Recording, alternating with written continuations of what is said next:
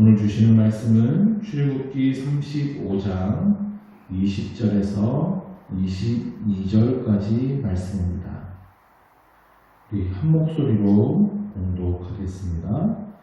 이스라엘 자손의 온 회중이 모세 앞에서 물러갔더니 마음이 감동된 모든 자와 자원하는 모든 자가 와서 회막을 짓기 위하여 그 속에서 쓸 모든 것을 위하여 거룩한 옷을 위하여 예물을 가져다가 여호와께 드렸으니 곧 마음에 원하는 남녀가 와서 팔찌와 귀고리와 가락지와 목걸이와 여러가지 금품을 가져다가 사람마다 여호와께 금예물을 드렸으며.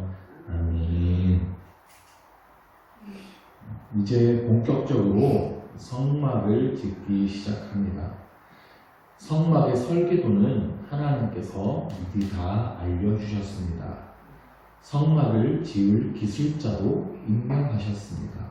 브살렐과 오홀리아이죠. 그들에게 하나님의 지혜도 더하여 주셨습니다.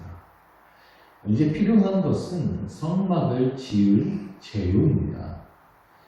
이전에 성막에 대해서 자세히 살펴봤었는데요. 성막에 들어가는 나무는 조각목을 사용하죠. 광야에서 구할 수 있는 나무입니다. 그 외에도 필요한 재료들이 참 많이 있습니다. 상당한 양의 금이 필요합니다. 조각목에 전부 금을 입혀야 되니까요. 놋도 필요하고요. 보석도 필요합니다. 4가지 색상의 실도 많이 필요하고요.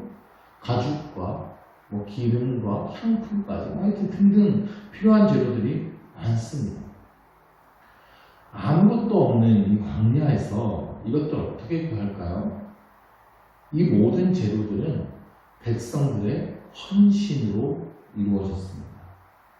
5절에서 모세는 이렇게 말합니다. 5절을 보면 너희의 소유 중에서 너희는 여호와께 드릴 것을 택하되 마음에 원하는 자는 누구든지 그것을 가져다가 여호와께 드릴지니. 자, 이제 성막을 만들 것이니 너희 소유 중에서 하나님께 드릴 것을 택하라고 말합니다.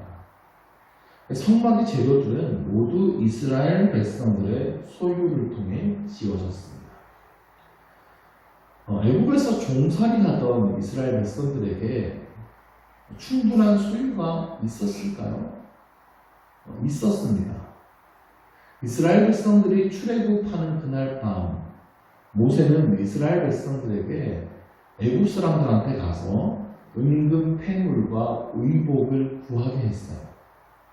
이것은 그동안의 노예 생활에 대한 보상금의 개념입니다. 하나님께서 이스라엘 백성들을 빈손으로 나가지 않게 해주신 거예요. 그동안의 고생을 보상받을 수 있도록 하나님께서 배려해 주신 것입니다. 근데 애국 사람들이 달라고 해서 순순히 내어줄 리가 없는데요. 하나님께서 애국 사람들에게 두려운 마음을 주셨어요. 그래서 달라는 대로 순순히 내어줍니다. 그 하나님의 은혜로 이스라엘 백성들은 많은 은금 폐물을 가지고 나올 수 있게 되었어요. 그러니까 이것들은 전부 하나님께서 은혜로 주신 것입니다. 이스라엘 백성들은 그 재물의 관리자일 뿐인 거예요. 그것들을 이제 하나님의 일을 위해 사용하는 것입니다. 예수님께서 물질을 사용하는 것에 대한 비유를 종종 드시는데 청지기라는 직책을 예로 드실 때가 꽤 있었습니다. 청지기는 주인의 재산을 맡아서 관리하는 사람입니다. 주인은 청지기에게 자신의 재산을 맡겨줍니다. 그러면 청지기는 그 재산을 잘 관리해야 합니다. 그것으로 사업도 할 수 있고 밑에서 일하는 종들에게 임금도 줄 수 있고 해서 그 돈을 주인의 돈을 주인의 목적에 맞게 사용해야 되고 그리고 주인의 재산을 잘 불리기도 해야 돼요. 청지기는 주인의 돈을 그렇게 자신이 사용합니다. 근데 자신의 돈이 아니죠. 주인의 돈이에요. 그러므로 이거 막 쓰면 안 됩니다. 그 돈을 물론 자신을 위해서 좀 쓸 수도 있겠지만 주인의 뜻에 따라 사용해야 합니다. 주인이 청지기와 함께 마주해서 결산할 날이 있기 때문입니다. 우리가 잘 아는 그 달란트 비유에서도 달란트를 종들에게 나눠줬어요. 그리고 주인이 돌아와서 결산합니다. 이 달란트를 은사 또는 재능으로 이해하는 경우가 많지만 당시 사람들이 이 달란트의 비유를 들을 때에 달란트는 분명히 물질입니다. 큰 돈의 단위예요. 청지기는 자기가 맡은 돈에 대해서 책임을 져야 돼요. 부당하게 사용하거나 게으르게 사용하거나 막 관리해서는 안 됩니다. 주인의 뜻에 따라서 관리해야 돼요. 이렇게 하는 사람에게 더 많은 것을 맡겨주신다 하는 것이 성경의 진리입니다. 그러므로 내 돈은 내 것이 아니라 내 물질은 내 것이 아니라 하나님께서 나에게 맡겨주신 것이라는 청지기의 인식이 필요합니다. 그래서 나에게 맡겨진 이 물질을 내가 어떻게 사용하고 관리하느냐 하는 것이 굉장히 중요해요. 하나님 앞에 이것을 결산할 날이 있다는 것을 기억해야 합니다. 자, 그래서 이스라엘 백성들이 하나님께 은혜로 받은 것들을 하나님께 드리는데 이것은 강요가 아니에요. 다시 5절을 보시면 마음에 원하는 자는 누구든지 그것을 가져다가 여호와께 드릴지니. 자, 마음에 원하는 자는 누구든지 드릴 수 있어요.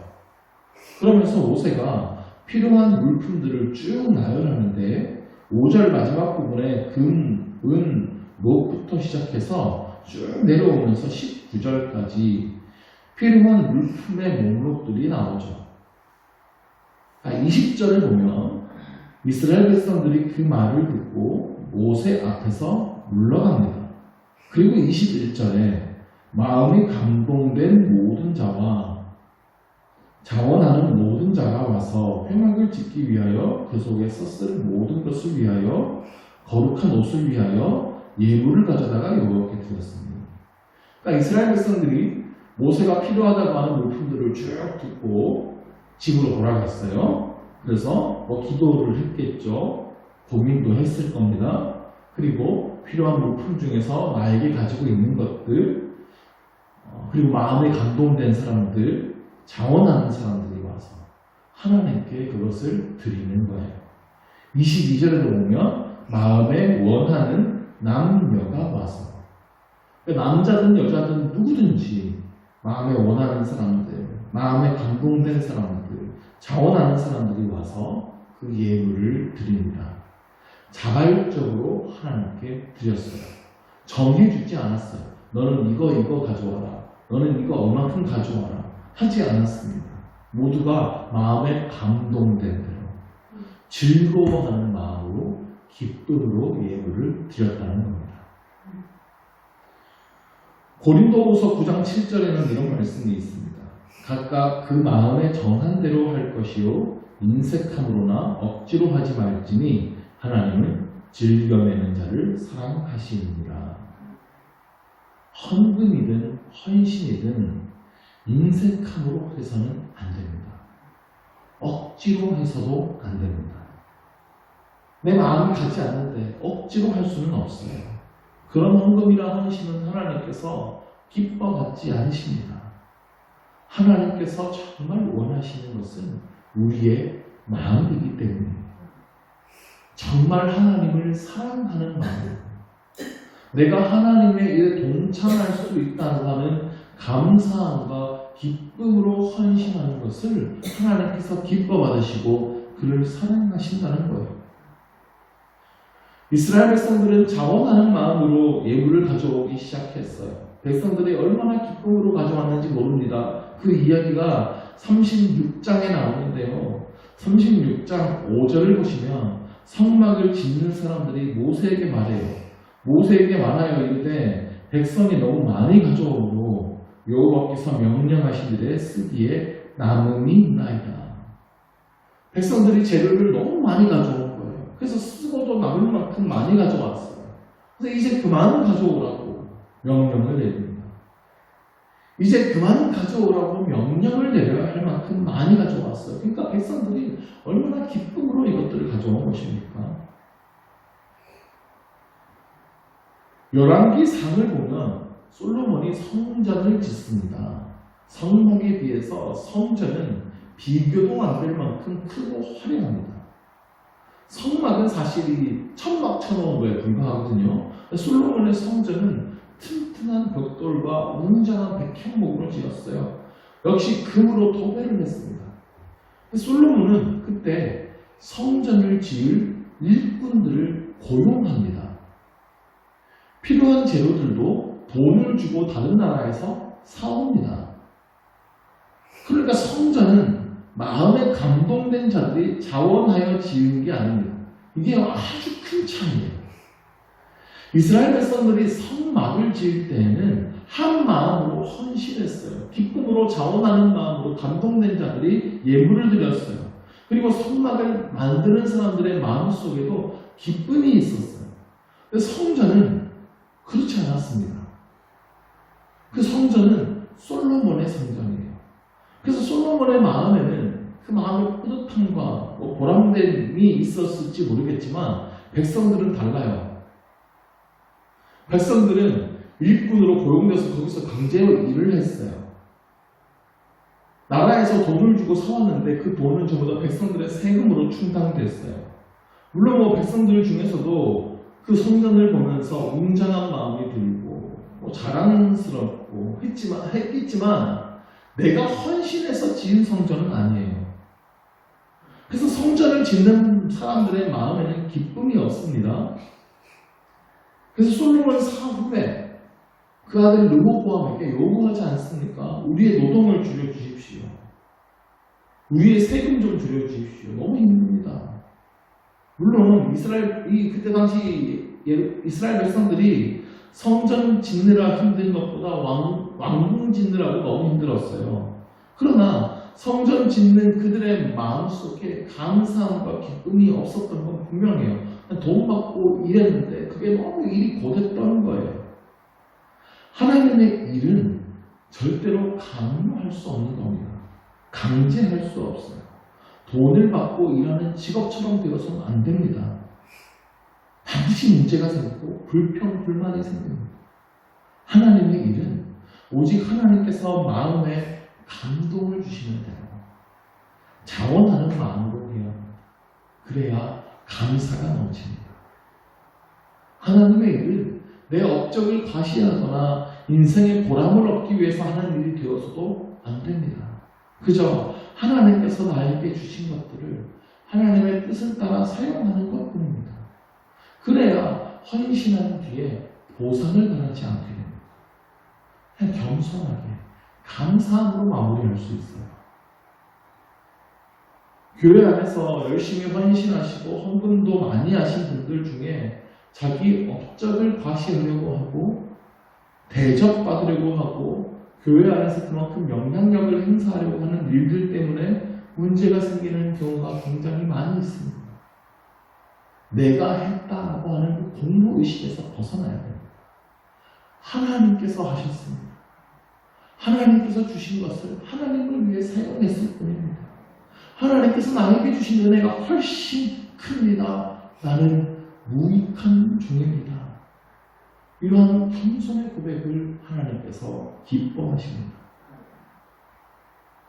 오늘 성막을 만들기 위해 예물을 드린 그 수많은 사람들은 한 사람도 그 이름이 성경에 기록되지 않았습니다. 몇 명이 예물을 드렸고 누가 가장 많은 예물을 드렸는지 우리는 전혀 알 길이 없습니다. 그러나 하나님은 분명히 기억하고 계십니다. 정확하게 계수하여 주실 것입니다. 천국의 상급으로 갚아주실 것입니다. 우리가요, 이 땅에서 내가 한 만큼 자꾸 박수 받으려고 하고 대접받으려고 하면 하늘에서 받을 상급이 없게 되지. 하늘의 상급을 바라보시면서 하나님께서 나에게 은혜로 주신 것들을 겸손히 섬기는 우리 모두가 되기를 주의 이름으로 축원합니다. 기도하겠습니다. 하나님 아버지, 주님께서 우리에게 주신 그 수많은 은혜들에 감사를 드립니다. 모두 주께서 우리에게 은혜로 주신 것들이니 주님을 위하여 사용하게 하여 주시옵소서. 모두 내 것이 아니니 내 것이라 주장하지 않게 하여 주시고, 하나님께서 우리에게 감동을 주실 때에 기쁨과 감사함으로 주를 위하여 사용하는 선한 청지기가 되게 하여 주시옵소서. 하나님을 위하여서 힘써 헌신하게 하여 주시고 우리 안에는 감사와 기쁨이 넘쳐나게 하여 주옵소서. 주께서 우리에게 반드시 상급 주실 것을 믿으며 겸손히 주님 앞에 엎드리는 우리 모두가 되게 하여 주시옵소서. 예수 그리스도의 이름으로 기도드립니다. 아멘.